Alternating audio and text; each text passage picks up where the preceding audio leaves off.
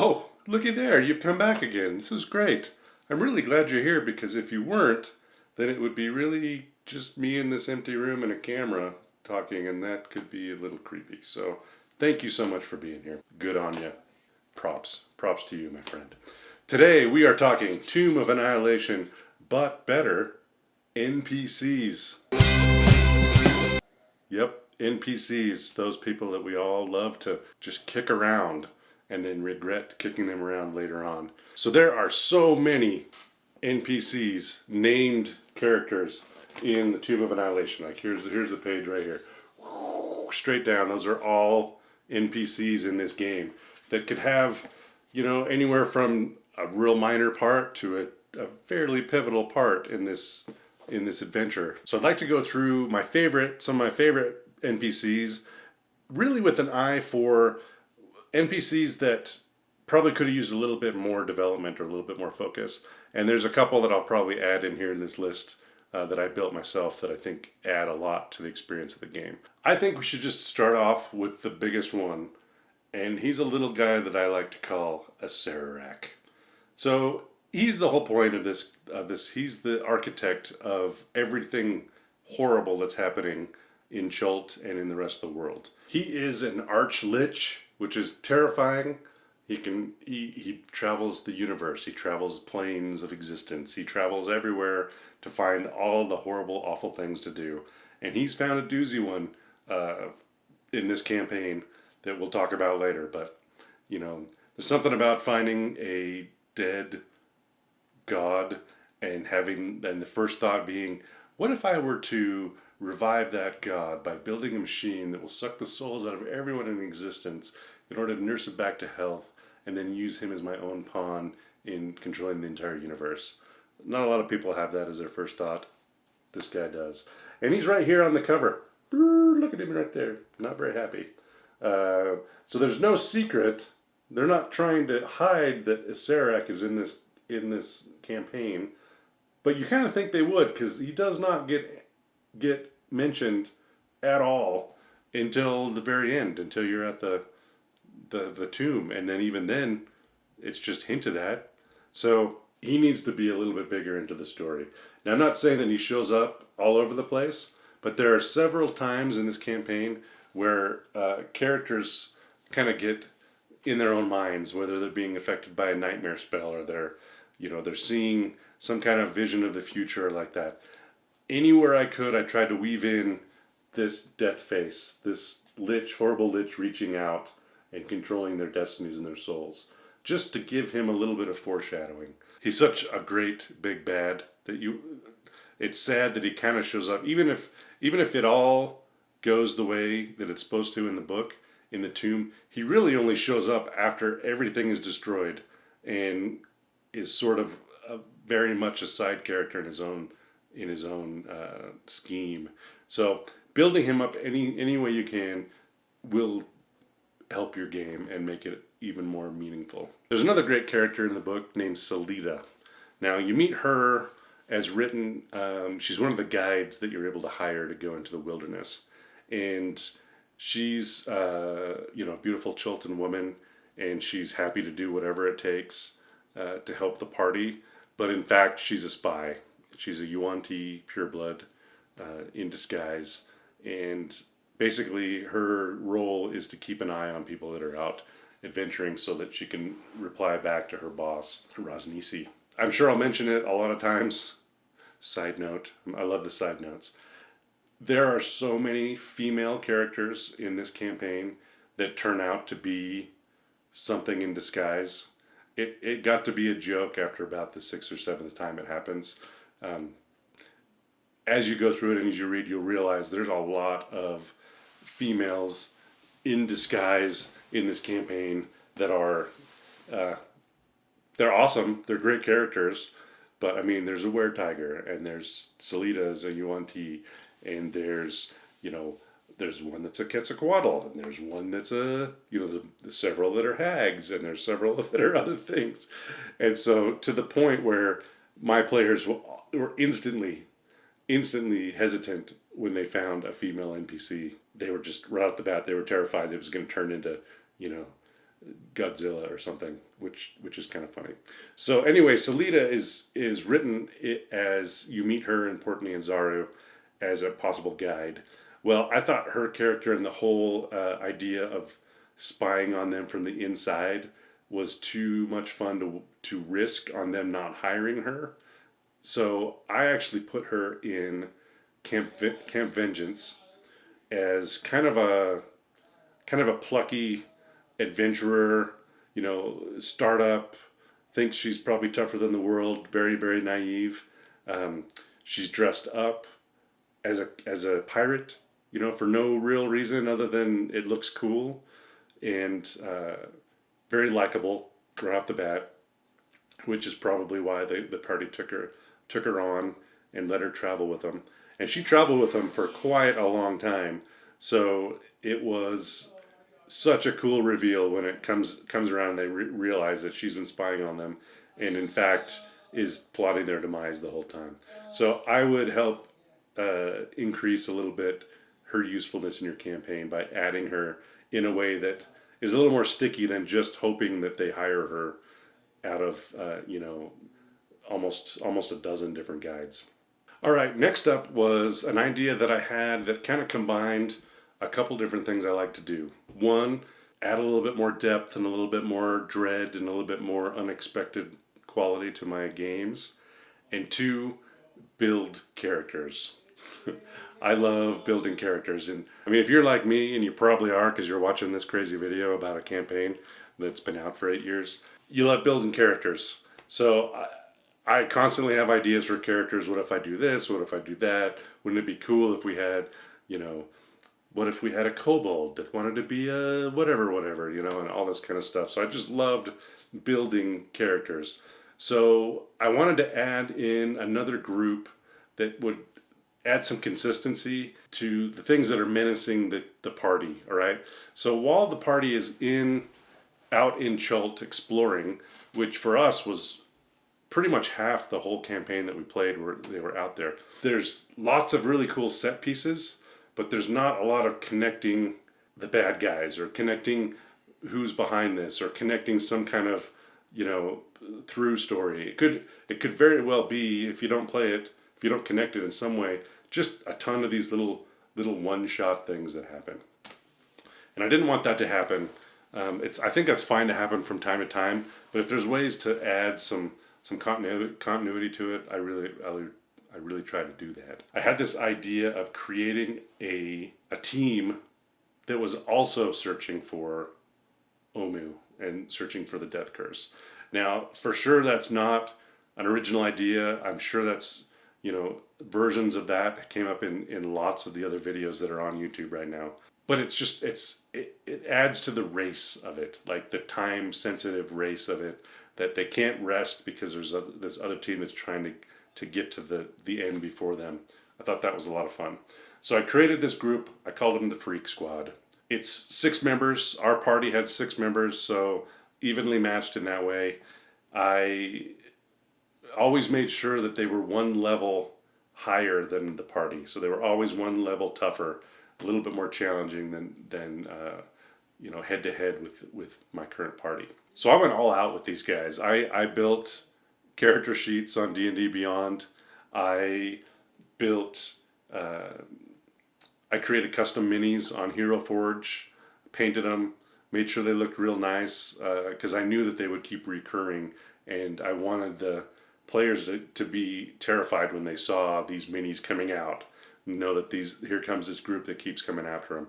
And so I had the leader, his name was Zenith, 20 pence, and he is a bard. It was great fun. I love bards. They're one of my favorite types, so he was kind of a swashbuckler. There was a huge Goliath named Growlo, and he was just, clad completely in armor, huge shield, giant, spiked ball flail in his hand. Just, he'd come in and knock your head off. I had a warlock who, I really don't know how to play warlocks very well, so it was kind of fun building her. She did all kinds of crazy stuff to them, came out of nowhere. I built a goblin rogue, basically a poisoner. So he would sneak in from out of nowhere and, stab with poison and get the heck out of there.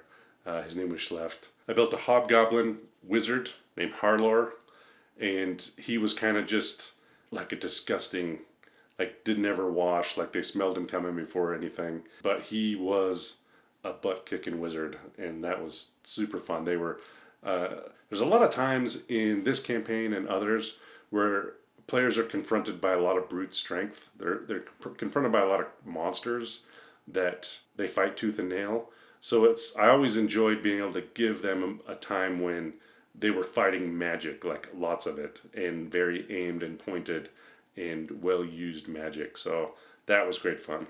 And then finally, there was a tabaxi that his name was Bag of Hammers, and because he was about as smart as he was. I don't use a lot of firearms at least in this campaign or others, but it seemed very flavorful to have in this campaign. So he was kind of a stand back and snipe while everyone else was up playing and fighting.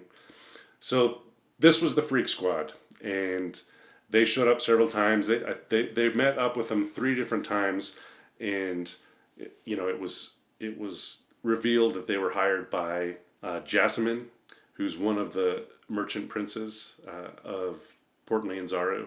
She's also suffering from the death curse, so she's trying to find the cure for herself and see if she can leverage that into securing power. She's also in league with the Red Wizards of Thay, which is one of the 5 factions that are in this campaign. The first time that the players meet the Freak Squad is while they're still in the Port Nyanzaru, and that fight gets pretty bloody and gets broken up by guards, so they're separated. There's another time when they find Oralunga, and they've just talked to the Oracle, and they know a lot more about the death curse and who's standing there outside, Belloc-esque, to ambush them and take their secrets, but the Freak Squad. That time the Freak Squad was saved from being annihilated by the Wizards of Thay, who showed up and whisked them all away before they were killed.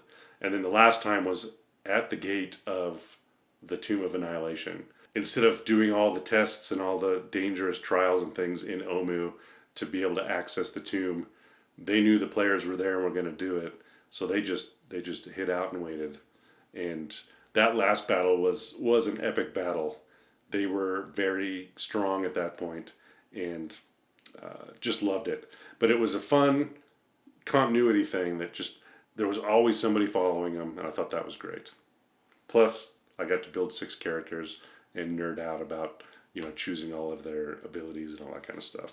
It was a little difficult to run, I'll give you that. Like, just running a straight campaign or a straight encounter in D&D Beyond with just monsters is way easier than having to deal with 6 full character sheets. And I did a lot of shorthand. I kind of built out all their abilities and spells and stuff on sheets of paper, as opposed to having to go back and forth. 5e characters become superheroes very much, and so a lot of times they can just mop the floor with any monster you can throw at them. Not this time. These guys were just as tough and a little bit tougher. All right, another kind of through line of dread and of enemy that I added a little bit more focus to was the Sewn Sisters. So these are the 3 hags that live in the bottom floor, in the bottom level of the Tomb of Annihilation. They are the ones that are nurturing and kind of nursing the death god, nursing the Atropol into his full potential. So right off the bat, that's horrifying and terrifying that these hags, these nasty witches are down there. They're having a part in bringing this death god to life. But I wanted to foreshadow them way more in the campaign. So there were lots of times that the players would finally get a rest. They'd get a long rest, and one of the players would have this horrible nightmare about they'd never quite know what it was. Figures running through the camp, cackling, all that kind of crazy stuff. And they'd wake up and they'd notice a part of their ear or some of their hair or something had been torn off, foreshadowing the fact that these hags are, spoiler alert, but I guess you're here for spoilers, they have been building kind of a clone of the party members in their little lair at the bottom of the tomb. And through that clone, they're able to understand everything about the player characters. So they're able to know, strengths and weaknesses and powers and all that kind of stuff, so they can counter it. So that was the little bit of flesh that they're stealing, that I thought was kind of a fun way to, once you get down to that, once they realize that's what's happened, realize it's been happening since the beginning of the game. I love when you can, call back and characters remember, oh, that was this, that's what was happening. So I think that's super a lot of fun. The other crazy thing I did with the hags, other than just that kind of nightmare haunting that they did, is I had been going through monster manuals and looking at stuff, and I became kind of obsessed with the Steel Predator, which is an insane construct monster from Mechanus. And it's, if you just read the stats, it's just terrifying. Like, it is, it'll stun the whole party, and then it'll just methodically rip them to shreds. And it looks like a steel xenomorph from Aliens, right? It's, very, doesn't really have eyes, and it's just got this giant gaping mouth and muscular body. And what I had done was I decided that those hags, they've lived in the tomb forever, and in the area just above them is a portal to Mechanus. I mean, most of the tomb is powered by a Mechanus chain that's right there. So I figured there was a way for them to get there. There was a way for them to do whatever it takes to get this thing. And as they're haunting the characters, as they're taking their bit of flesh, and they're scaring them, giving them nightmares, they're realizing more and more just how powerful this group is. And so they don't want their baby, super creepy, like hags. I can't imagine hags loving anything, but they love this dead god baby that they're trying to, breathe life into, and they'll go to any length to keep people away from it. And they know that this party is a real threat. So there were tons of times in this campaign where some of the dreams some of the nightmares that the players had was seeing through the eyes of this predator as it's running through the forest trying to get to them. And a lot of times I would have it like showing up to an area that they'd been a couple sessions before and sniffing around, and then bounding off, or any of those kinds of things where they just knew something was hunting them, and it was terrifying. They had to clash with it a couple different times. Once, as they got to the heart of Uptau, and they were only saved by it because Valindra brought them up, and brought them up into the heart, and it couldn't get to them. As they reached Omu, as the hags knew that this is it, these guys have found the Forbidden City, then they had to attack it again. And it was a great fight, mostly because people had been preparing for it for so long. As they realized what it is that was hunting them, I think they had prepared. There's a couple characters I know for sure had been plotting and scheming, and what do we have to do to kill this thing? In classic Dungeons and Dragons tabletop awesomeness, those plans like instantly went out the window. Like, you fail one save, and that plan you've been building ain't gonna work, and you got to figure something else out. So a combination of the Sewn Sisters being a little bit more part of the story, and a bit more of the growing dread as they got closer and closer to Omu, and just the sheer terror awesomeness of a steel predator attacking your folks. Highly recommended. 5 stars. Two more NPCs I want to talk about. One is, I just mentioned, Valindra Shadowmantle. She's the lich that lives in the heart of Uptau, and pretty boring on paper. She looks like a beautiful elf, and she'll turn into the lich if she wants to. She's in league with the Red Wizards, who are coming to. This is how the Red Wizards are getting there. There's a teleportation circle there in the heart that she kind of guards and manages, and really not a lot of direction for her in the campaign. I wanted to spice that up a little bit. So first of all, Chult is so huge, and it takes so long to get places. So travel is very difficult. So if there's any way for the party to improve their travel, to speed it up, to make it more safe, they're all for it. And a big way to do that is teleportation circles. So there aren't very many. I didn't put very many out in the world, but there were few, and there's one in the Heart of Uptao. So I had to figure out a way for them to be able to use it without confronting this lich who, still at their level, when they were going to get there, would tear them to shreds. Like, it wouldn't even be a fight. She would just tear them to pieces and throw them out off the side of the floating rock to the dinosaurs below. So I had to figure out a way to make her, want to help them in some way, or at least be willing to help them, even if she wasn't excited about it. So I kind of had this thought that she would be a sort of a reluctant, bored gatekeeper. Like, she'd sit around and be like, well, so I figured out how to become a lich, and I'm sort of immortal, and now what's it ever gotten me? I got to sit here in this stupid floating rock and let wizards in and out. I'm pretty bored. So that made her a little more susceptible to persuasion, or since she doesn't really care, pretty apathetic. I could see the party members being able to talk her into getting some help from her. But the thing that I loved was this idea that while she didn't like her assignment, she may have volunteered because she loves undead. Like, she just loves it, and Chult is full of it. Every kind you can think of, every type and permutation of the undead is here. And so I got this idea of maybe she is obsessed and fixated on that, and any of it she just loves it.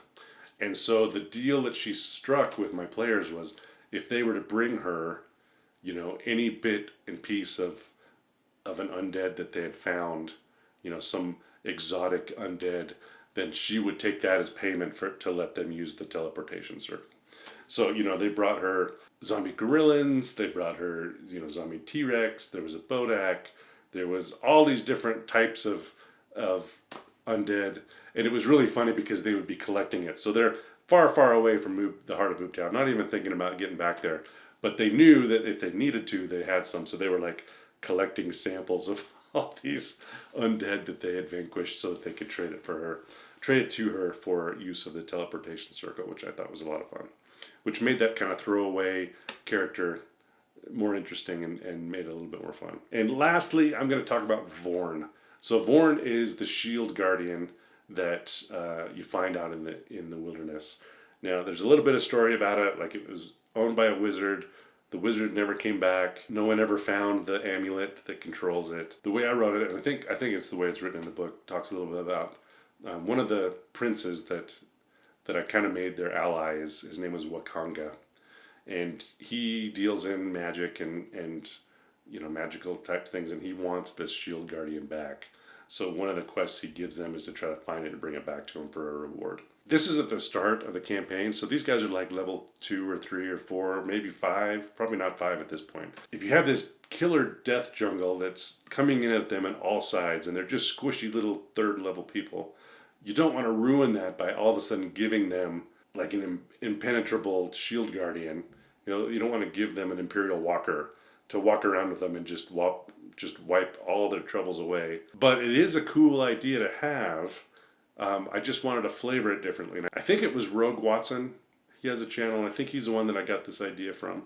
But kind of making Vorn more like C-3PO, where he was a construct that's there to help, but doesn't really get into the fighting if necessary. Or at least isn't like an aggressive battle tank, right?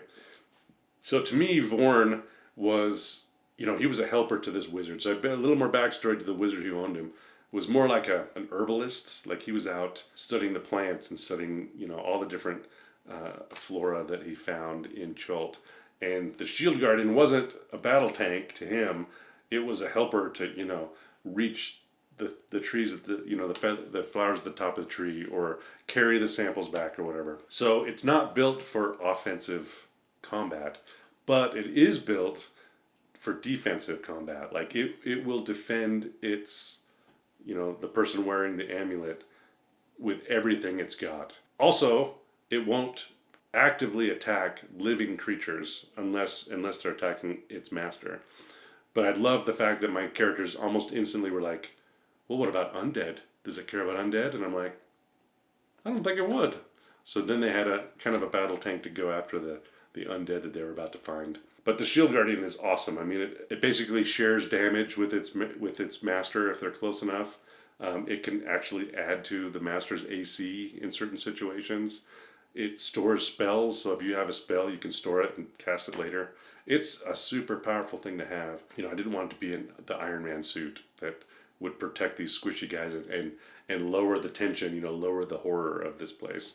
So I kind of nerfed it a little bit, but I think I did it in a flavorful way that they enjoyed, and their time with Vorn was well spent. And let's just say Vorn against Steel Predator was an epic fight. So that's all the time I have for today to talk NPCs. Like I showed you at the start, there's dozens and dozens of them in this campaign. So there's just a few that I kind of focused on a little bit, maybe added to a little bit. A couple that I pulled out of nowhere because, you know, it's my right and my obligation as a DM to do such. And get another delicious drink from my aspartame. It's a spot. Hope you love this. I'll be continuing to make them. Do all the things, push all the buttons, the likes and subscribes and bells, and look for links to other things. I got lots of videos going on here. I hope you like them all, and I'll see you next time.